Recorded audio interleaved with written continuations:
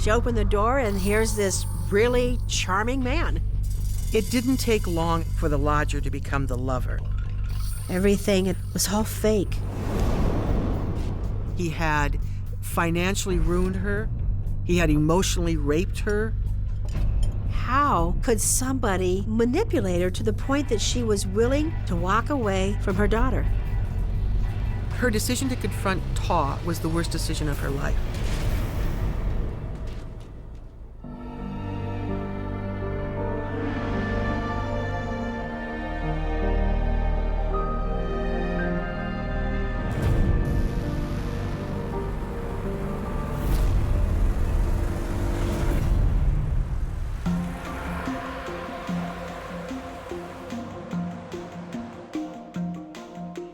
My mother was my best friend.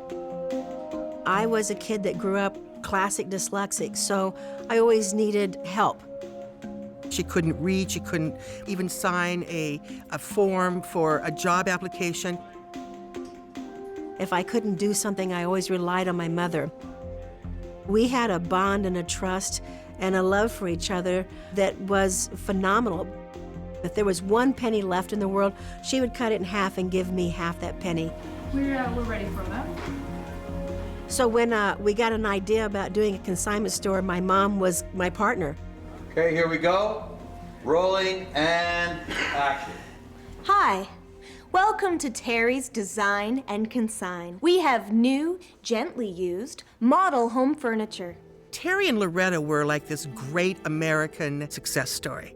Knew the price would be $1,500. Terry's price, only $500. That's great, Mom. We had a successful business, but my mother was lonely.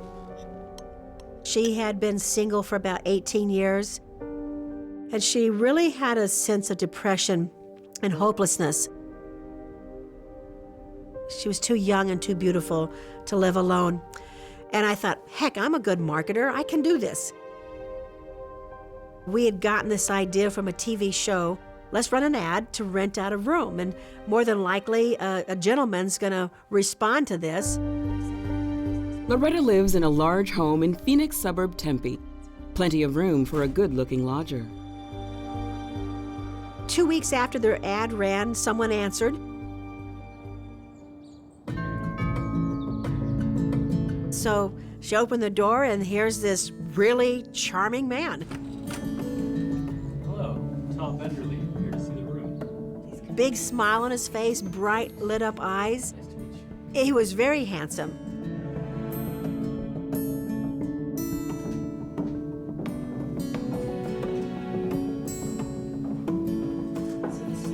He saw the room, he liked it, he said, I'd like to take it, please.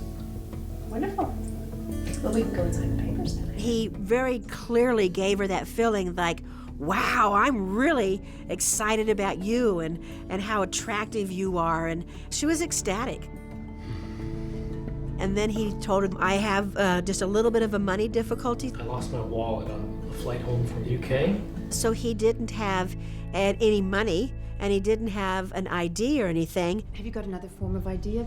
A driver's license, maybe? In the wallet. I need to get it all replaced. On one hand, her woman's side was just, you know, she was beside herself. And then on the other hand, she goes, oh, I'm going to be renting this guy, and he needs to pay rent. Taw doesn't have any ready cash, but he does have the means to make it. He tells Loretta he's a successful inventor and entrepreneur. He had done something for the Olympics. He had been all over the world. He had gone to school with Donald Trump, and he'd been a CEO. My mom was really torn. She said, let's pull back a little bit and let's meet a couple times and let me have a chance to talk to my daughter and get to know each other. About 3 or 4 days later, we set up a dinner at my house. I watched my mother, you know, fly in like twinkle toes. Nice to meet you. Oh, nice to meet you. She wasn't lonely, and that was worth everything right then. After dinner, Taw talks about his inventions. He sat down and he pulls out this big piece of paper. He started telling me all about this lawnmower blade that he's invented. and it was serrated so it cut the grass at a side, and it was going to be a huge invention. It's just one among many gizmos that Taw has patented. He was just immediately extremely charming. Future success and happiness. It really was like we had known each other forever. I felt sold. This is what my mom's been looking for.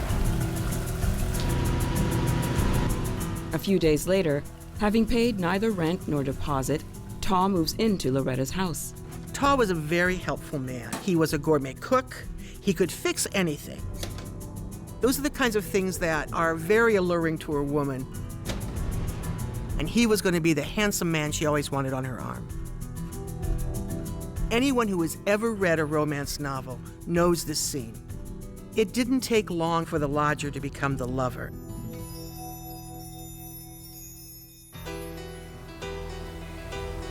Taw found in Loretta not only a woman with her own checkbook, but a network of friends and relatives that he could also tap to get money for his investments.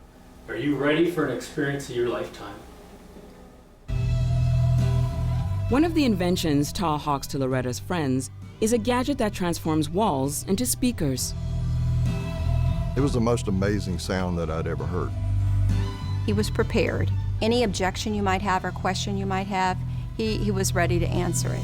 We want this and the lawnmower blade to go national. I decided to invest $6,000.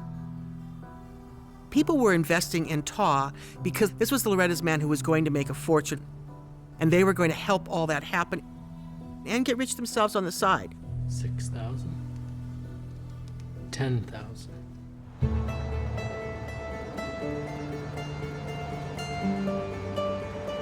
Not everyone buys into Taw's smooth sales talk, however. Loretta's sister Darla is alarmed. In 1987, I went to Phoenix to visit. I think if she had said she was dating somebody, it wouldn't have bothered us. But she said that he was living in her house, and she didn't know anything about him. We wondered, is he an axe murderer? Does he want to move in and steal her things and kill her? We weren't in high alarm, but we were concerned about it and thought somebody ought to meet him.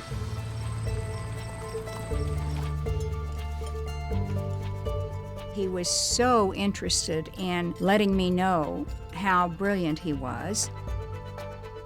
I thought he was full of it. Oh, the sunsets in the morning. I said to Loretta, your sisters and I are really concerned about this situation. It seems like too much too soon. He seems to have no family. You don't know any background. I know what I'm doing, and it's none of your business. And so I thought, it's time for me to shut up. But I didn't like him. This man was not what he said he was. 6 months in, Taw's inventions don't appear to be getting anywhere. My mom was getting anxious. Bringing home money, helping pay the rent was real important. When do you think they'll get back to you? You need some sort of commitment. Close friends are increasingly concerned about the man Loretta is dating. Finally, Loretta agrees to ask an ex-boyfriend at the Justice Department to do some digging. Taw said he'd gone to the business school with Donald Trump, and he'd had all these degrees. He'd gone to Penn University. None of that was true. So are we in trouble? He goes, it's not that he doesn't show he's done something wrong, but it's a red flag. He says we need to be careful. He's just jealous that I found somebody I'm happy with. Loretta is confused. Is her newfound happiness about to unravel? Taw was not the person he said he was. Everything was all fake.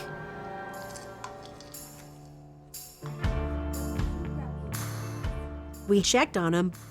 There are red flags. We should be aware of it, but we were already involved in the situation. Eventually, my mom did say, I'm going to check it out with Taw. When Loretta challenges Taw, he admits he's been lying, but says it's not his fault. He talked about a really, really bad childhood. His father was really bad to him. She goes, "Did you really go to this school?" I ran out of money, and I needed to get a job. He really pulled on the heartstrings. Loretta bought the excuses because she really didn't want to be without a man. I think that for her, being with a bad man was better than being with no man at all.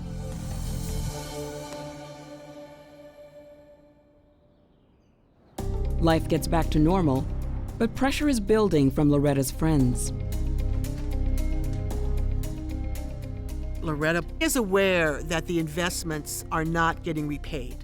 She's aware that the inventions are not selling. I became suspicious after lending Taw $6,000 because in the ensuing months, I never heard when I would get my money back. He never conveyed to me that he was really trying to market the things that he was inventing.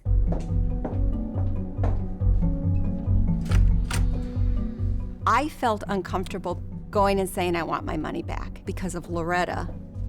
But at some point you have to do that. I went and saw him face to face and told him the situation. "Oh, you got it. I understand. No problem. I'll get the check to you next week." No problem, it's coming. Waited a little bit, same thing. "Next week, it's coming." Nothing. This went on and on and on. I felt increasingly suspicious and increasingly disgruntled. Next thing I know, my mother and one of her best friends aren't friends anymore. He was totally insensitive to the discomfort around him as he is pushing people for money. It's not just lawnmower blades and speakers. Now Taw is talking about a new design for a massive solar plant. Solar is the future. I kept asking Taw, where is your income? Because you have these other inventions. They're not in the marketplace. So where do you get your funds? Don't worry, Gary. I've got investors all over Chicago, Colorado, Canada. The investors, they were always imminent, and they were always in a position to invest. But the investment never materializes. She was well aware that this guy was ripping off her friends, but she was praying that in fact the ripoff would eventually turn into a solid return. Over the years, Taw never pays back a cent of the money he takes off Loretta's friends, and he never pays a cent towards the rent and bills. She started feeling very disillusioned, but didn't have the strength to push him out the door. Loretta's journals show us letter after letter she wrote to Taw demanding that he contribute to the household. She did this year after year after year. It gets almost silly. It's so repetitive that she keeps saying, "I'm going to make him pay. I'm going to make him be part of this household. He can't live off me forever." She was exhausted. He used her in so many ways.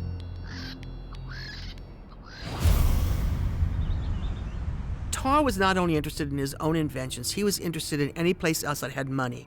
And the place that had the most money, so visible and so at hand, was Terry and Loretta's business. To get his hands on the business, he needs Terry out of the picture. He said, for you to really succeed, you need to overcome your dyslexia. I thought you might be interested in this. There's a summer program at Arizona State University where they work to help people who have a learning disability. Your mother and I could watch the furniture store while you're gone. He said that in such a true, caring manner that it felt like your father saying something to you that you would feel safe about.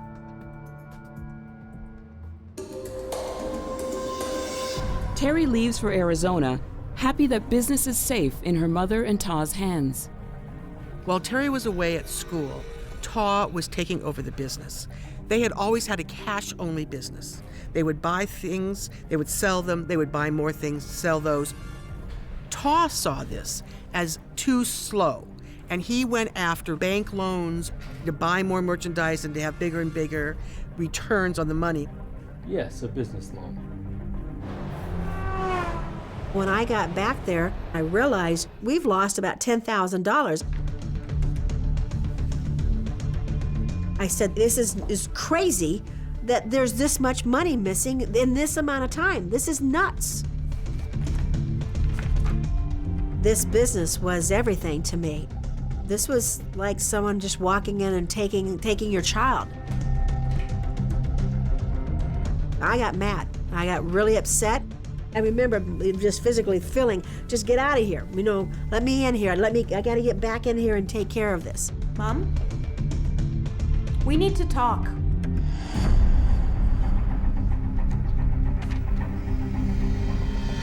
Look how much he spent. That was the first time my mother and I had fought.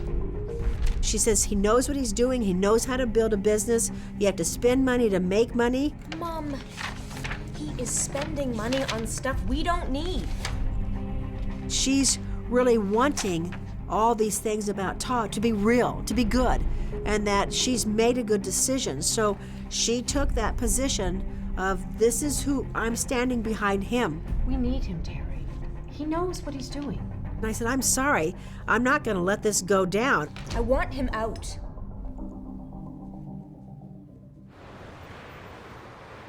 Three days later, I was sitting there in my office and she came in. She said, either you buy me out or I'll buy you out.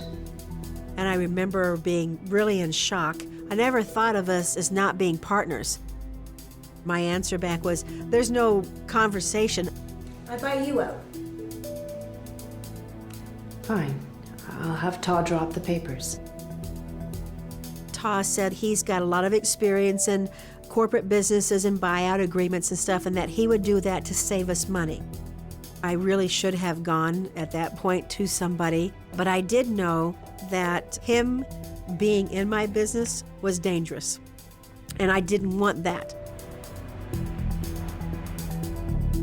So the agreement we made was that it would be $140,000 and I would pay it over a year's time.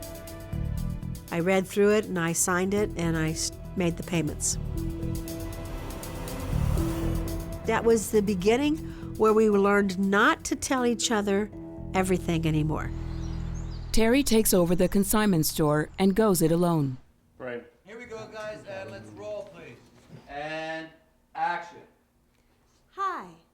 Welcome to Terry's Consign and Design. I did my stuff and grew my business. Both of us were really busy starting our new lives in other directions. At Terry's, we sell it for you, you buy it like new. 2 years after the buyout, everything was done and paid for.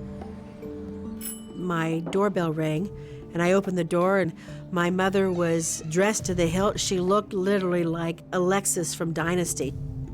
It wasn't unusual for her to look as dressed up, but it was unusual for her to have such a cold air to her. And she said, "You've been served." They were suing me for the business. She explained that the buyout agreement was done incorrectly and that she still was an owner of the company. Either I return to work next week or you buy me out again. I was just stunned. I didn't even hear the buyout and the money. That really isn't what was the problem. It was my mother was gone.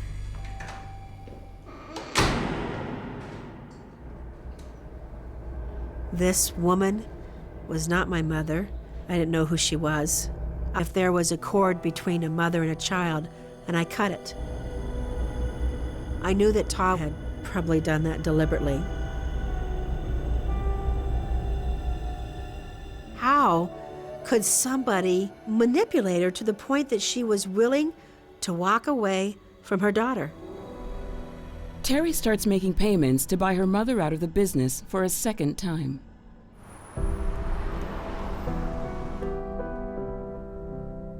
I didn't speak to her for a year. I missed her, and I wanted her to know I still cared, and I still loved her. finally Mother's Day came around, I made the decision to send her flowers. Yes. I'd like 24 purple tulips. And my heart, no matter whatever happened to us, she was still my mother. Hello? Have I got you to thank for these flowers? Yes. Loretta invites her daughter over for a reconciliatory dinner. I knew she still loved me, and I know I still loved her. I could feel my mother wanting to hug me and make things better, but there was this thing, Taw, and it was clear that the game had changed. This was Taw's house now. I looked right at Taw and I said, "Why did you do this?" Why did you come back and sue me for this money? And he said, "Did you ever hear of the donkey trainer?" And I said, "No." The donkey trainer would go in and take a big sledgehammer and hit the donkey right between the eyes and then leave.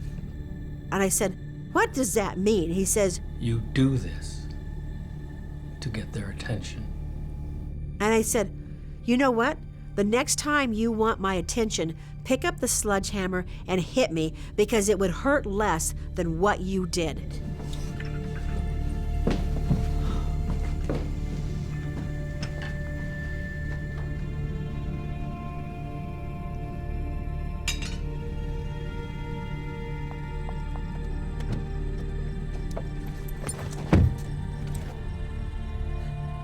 I was sitting in the car and my mother knocked on the window. I'm so sorry, Terry. We just talked, and I said, "Stop it. Don't make me buy you out twice." She said, "Okay." Stop making the payments. Thanks. Loretta drops the lawsuit, but the damage is done. I know we wanted to embrace, but at that moment, you just kind of both want to just leave it at that. Our life was never the same. The years pass, and Loretta falls more deeply under Taw's influence. I've become conditioned to expect failure, and I'm losing confidence that it will ever be different. Loretta was no longer in control of her own life. Every month when she thought she was dutifully making her house payments, she was actually handing over $1,000 to Taw, who was taking that money and stealing it from her. Finally, in December of 2004, everything changed.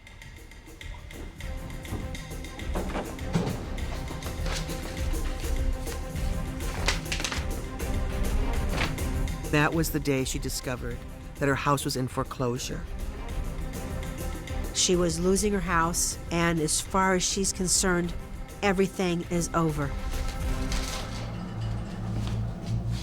Loretta finally snapped. He knew this day was coming, and I think that he was prepared for it. Get out of my house now! Her decision to confront Taw was the worst decision of her life. Get out! I got a phone call about 4:30 or so, and at first I thought, "Oh, what does he want?" Yes, Taw? Taw said, "Your mother and I went on vacation down in Tucson. We went to the store too. Taw tells Terry that her mom vanished while visiting the mall. This is ridiculous. She's not just missing. I said, "Have you gone in and talked to anybody?" He goes, "Okay, I'll do that." I got another call at about 6. Yes, Taw? Yeah, I've talked to the security guard and no one has seen her. Terry, I've looked everywhere. So he called the police and reported her missing. I jumped in the car and drove to Tucson in less than an hour. It usually takes 2 hours to get there. The first 24 hours in any missing person case are extremely important. After that, the chances of locating people or gathering evidence is significantly diminished.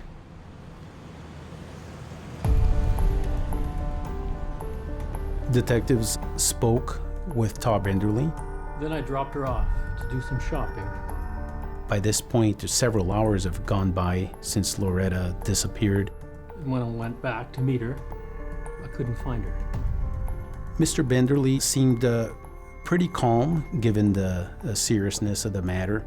Taw tells investigators that he and Loretta stopped by the mall around 2 p.m. on the way into Tucson. They agreed to meet outside Dillard's department store at 4, but she didn't show. I searched the whole mall, then I went to security and reported her missing. At this stage in the investigation, detectives are treating this case as a missing persons case. When I went back to meet I really believed that she had been kidnapped because of being wealthy and really well known all over Arizona. I did notice that someone was following me, though, in a van.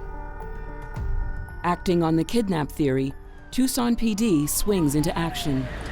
Tucson Police Department organized and deployed numerous officers. The Air Support Unit was also actively involved in a search.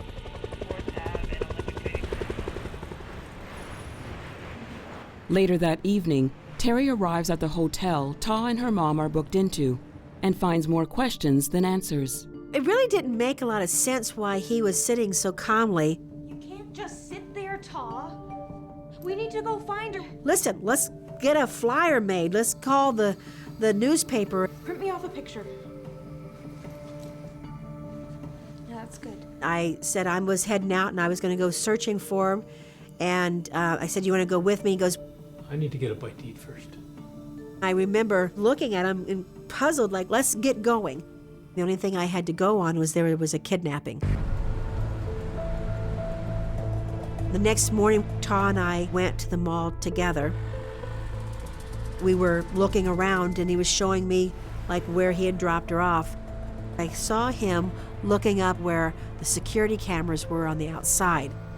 So I noticed that, but I didn't make much out of it. I just kept busy. With still no sign of Loretta, Detective Pacheco begins to check out Taw's story. He stated that he searched for her extensively before reporting her missing.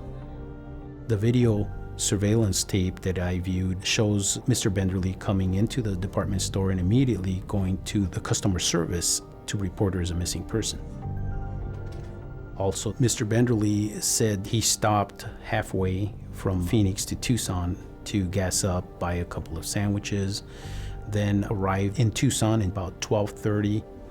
But the video showed that he checked in at 2:44 p.m. None of those videos ever showed Loretta Bowersock. Could see Taw Benderly, but not Loretta. It seemed very suspicious.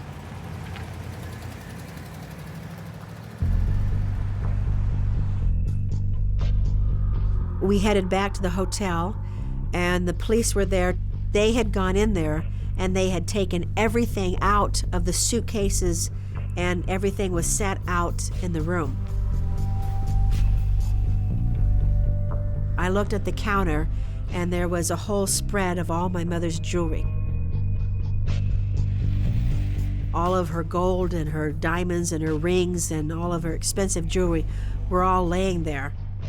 I remember that moment taking a deep swallow. There were 4 big suitcases, and it had Taw's clothes and shirts and sweaters and just full. And then over here was my mother's suitcase, and it had 4 shirts, 4 pants, 4 socks, and they really don't match. Then the real shock was he also had a whole bunch of knives and guns and bullets. It was at that point in my head, I wouldn't say it out loud, I knew it. I didn't see Taw anymore. I saw a gangster. It's not just Terry who's thinking Taw is behind her mom's disappearance. We had a very solid circumstantial case against him. However, I don't have a body and I don't have a confession. The police leave, and then Taw sits down and says, listen. Here's the money I owe you, Terry. I remember thinking, why would you go down to Tucson to pay me back money? That's a lie. As soon as I got in the room, I had a phone call. Hello? It was the police station, and they said that Taw was going to be going down to the station and that I should come down. Okay. Also, I really don't think that you should stay there tonight. After what happened this afternoon, you probably would be better if you went somewhere else. And we'll get in touch with you tomorrow. Bye. I just started grabbing stuff and went to a hotel about 4 miles away and checked in. I was scared. Chances are pretty good this man had murdered my mother.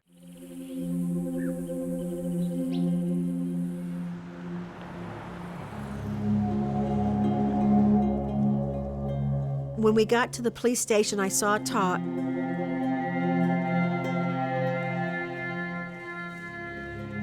I remember looking up and thinking that he looked really weathered and small, and he usually is a very big-looking man, and you could see he was just like trying to figure out what to say.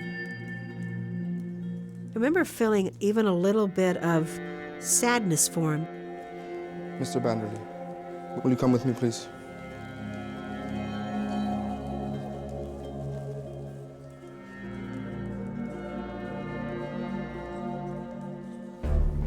Based on all the information that I had, my instincts were telling me that Taw Benderly was a suspect in this case, and I needed to probe a little deeper. You guys left Phoenix about what time to drive down here? Probably about 10:30.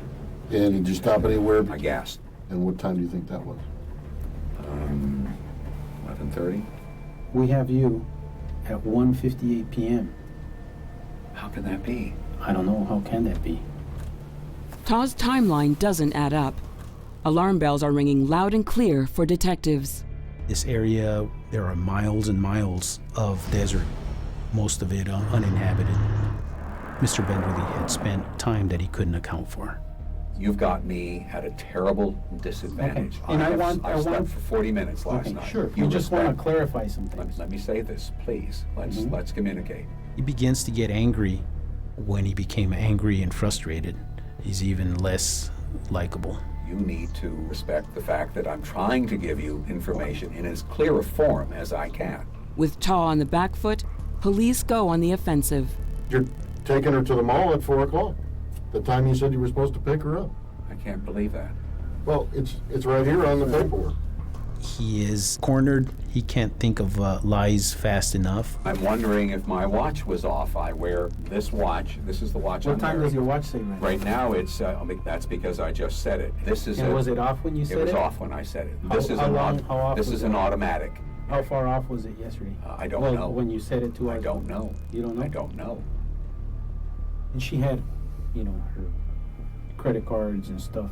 She had her clutch, which is a woman's wallet. She uses checks with ID. While Taw is grilled in Tucson, police in Phoenix search the home he shares with Loretta. We were asked to do a search of the home, and we found a purse that contained credit cards and an ID belonging to Loretta Bowersock. Why would your wife's purse be at home? I don't know. Well, it's there. I don't know why it would be in the purse, why the purse would be at home. I really don't know. He was caught off guard, didn't know that we actually had detectives up at their house or in a search warrant, and we had uncovered this evidence. I don't know what you're talking about. I really don't. That stinks. That stinks big time. I'm feeling some frustration that I believe that something happened to Loretta. You care about Loretta? Yes, I do, very much. Look at her. Yes, I see her. Now, do the right thing and tell us where she's at. I have no idea. I think you do. I don't. He gets very nervous, and I thought he was close to cracking. I don't know where she is. If I knew where she I was, think you I do. would have. I don't. As far as I know, she is here in Tucson. As far as I know, she never made it to Tucson. I'm not the cause of it. What is the cause? Then give me an explanation. I don't know. I really don't know. But he was able to collect himself by just shaking his head and repeating, I don't know where she is. You had nothing to do with her It disappearance. had nothing to do with her disappearance. You didn't kill your wife. No, I did not. You didn't murder Loretta. No, I did not. You know how I know you're lying? How? When I ask you these questions, you close your eyes and you look down. That's classic. You're on your way out, buddy. By now, Detective Pacheco is convinced Taw is guilty as sin, but without a body, he has no choice but to let him walk. It was pretty frustrating because I knew deep down that Loretta was most likely dead and that Taw Benderly had killed her. At that point, I'm really confused because I'm thinking, why was he still free after everything that happened? At that time, Taw was free to go wherever he decided to go. Taw Benderly returned to Tempe. At this point, we had to turn over the investigation to the Tempe Police Department. Taw checks into a hotel in Phoenix. Yeah, it's Taw. He said he didn't go to the house because the police were all over there. I've got something for you, hotel reception. I remember on the phone, he sounded real kind of groggy and spacey. I jumped in the car and went down to the hotel. I talked to the person at the front desk and they said he had walked down here and he seemed like he was on something. I took the briefcase. I found a power of attorney that everything he owned, he was leaving to me. Focus. The minute I read that, I knew in my heart he was committing suicide. I called the police before I even went to his room. Phoenix PD sends a detective to accompany Terry. She's determined to confront Taw. He's the only one that knows where she is, and I've got to stop this. I've got to stop him from killing himself. I really believed that if I could get in there and talk to him, I could get him to tell me. I had in my mind that I was going to offer to help him get away in exchange for telling me where she was. I was really willing to say anything. Taw? It's me, Terry. Let me in.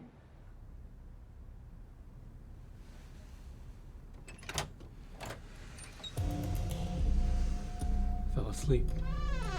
Took a pill. And he says, only she can come in. Just you. And I just took a deep breath and I walked in. And I remember he reached behind me and locked the door.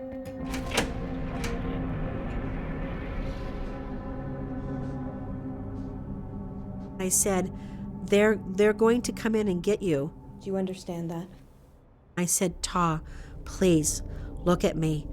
Did you kill my mother? I didn't do anything. I remember at that moment, I stepped back and I took this breath that didn't come from me. It's almost like I felt myself shift into somebody else. And I reached up like my mom did with her fingernails and I straightened back down his hair. The only thing I can think of is my mother and I were there together. I looked at him very caringly, and I looked straight in his eyes and said, Taw, I will help you. I'll help you get away. But I need to know, did you kill my mother? I can't tell you anything. I just knew he wasn't going to tell me. Everything okay in there? Okay. I went to give him a hug goodbye. I remember feeling like my mother was there and that I could feel this like hanging on to each other.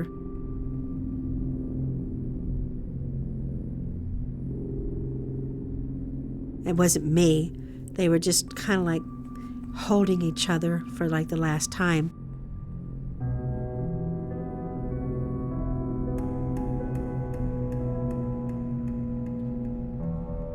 walked away, as much as I should have had all kinds of feelings, there was a calm in me. I didn't think about Taw. I just felt that my mother and I were together again. Taw moves back into the house he once shared with Loretta. Why was he still free after everything that happened? But there still is no murder. There still is no body. There still is no crime. There's no evidence.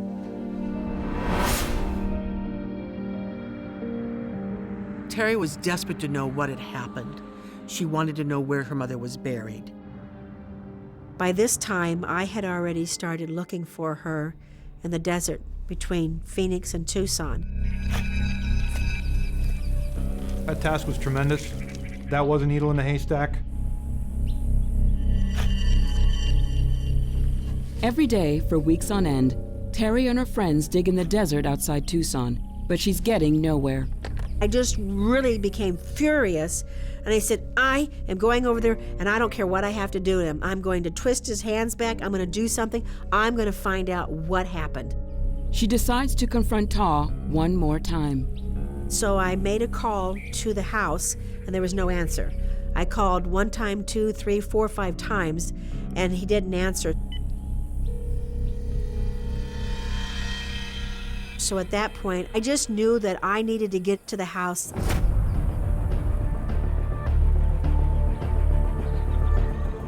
When I pulled up, they had the big police vans. I couldn't see the house very well, just the outside. And I saw police all over the place. Media was just everywhere. The cameras all go up on me and the lights go on. And they asked me, "What do you think of Taw Benderly committing suicide?" I remember just standing there in shock. They took their cameras down and they said, "Do you know what has happened?" He hung himself.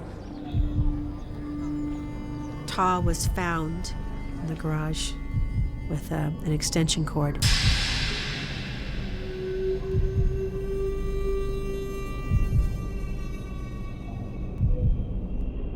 There was a lot of emotions. One is, I think hanging yourself is very hard. And I had a sense of feeling for that. But then the second thing and the most important thing was, I'm not going to find her. He's the only one that knows.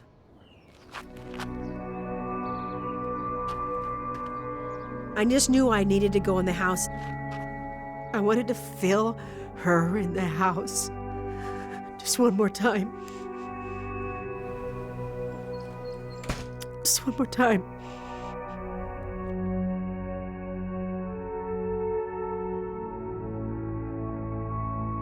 You just want to see things. You just want to put your hands. You just want to put your hands on something that your mother touched.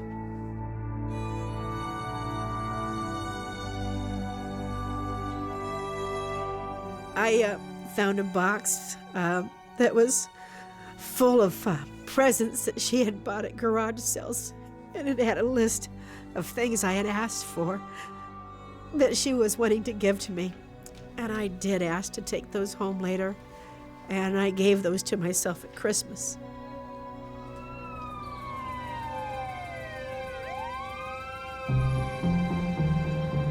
Three days later, I went down to the police station. They started showing me all the inventions. They had checked on them, and they were all just lies. The deceit that Taw perpetrated on Loretta over those 18 years was breathtaking. He had betrayed her in every single way he could. He had financially ruined her. He had emotionally raped her. He had been a snake in the grass to this woman who had hoped that he would be the man of her dreams. Future success and happiness. He had claimed he was an orphan. His father was still alive. His brother was still alive. He claimed he had never been married. He had been married twice before, ripped off both of those women. Loretta was simply his last and his longest victim.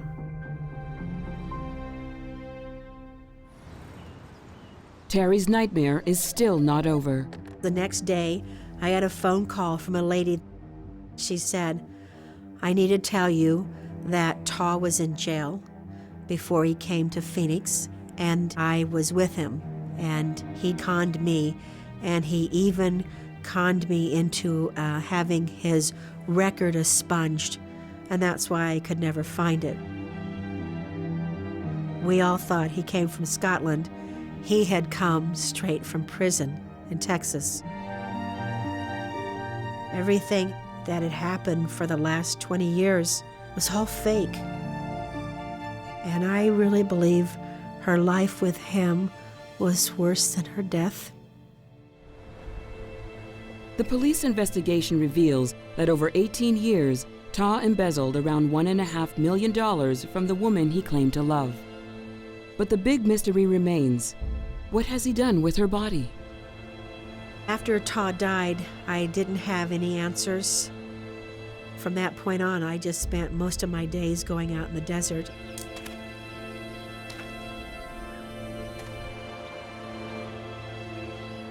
Finally, there was a couple out looking for stones and rocks out in the desert.